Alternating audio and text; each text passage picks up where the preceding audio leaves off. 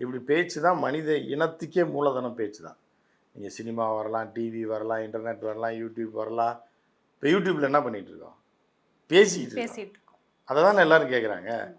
நீ அதாவது இது மாறலாம், ரூபங்கள் மாறலாம், ஆனால் மனிதனோட பேஸுக்கு மாறவே மாறாது. கதை கேட்டுக்கிட்டே இருப்பான். அன்றைக்கி சினிமாவில் கதை இப்போ கேட்டான், அதுக்கு முன்னாடி பாட்டி சொல்கிற கதையை கேட்பான், அதுக்கு முன்னாடி இன்னும் யூடியூப்லேயும் ஃபேஸ்புக்லேயும் ட்விட்டர்லேயும் கதை கேட்டுக்கிட்டு இருக்கான்.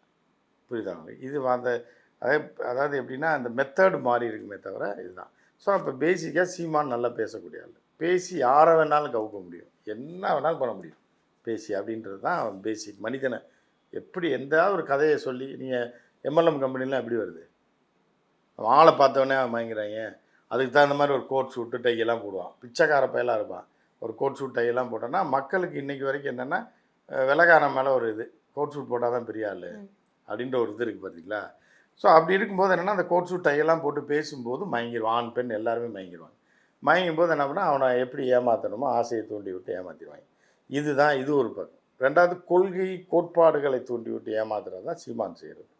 எப்படின்னா உன்னுடைய பாரம்பரியம் தமிழ் அப்படின்னு நீங்கள் சொல்லிகிட்டு இருக்கும்போது உங்களை அப்படியா அப்படின்னா அப்படியே அந்த வழியில் சொல்லி உங்களை கூப்பிட்டு போயிடுறது, கூப்பிட்டு போய் ஆடு மாடு மேய்க்க விட்டுறது. புரியுதா உங்களுக்கு? இதுதான் சீமானோட பேஸ்.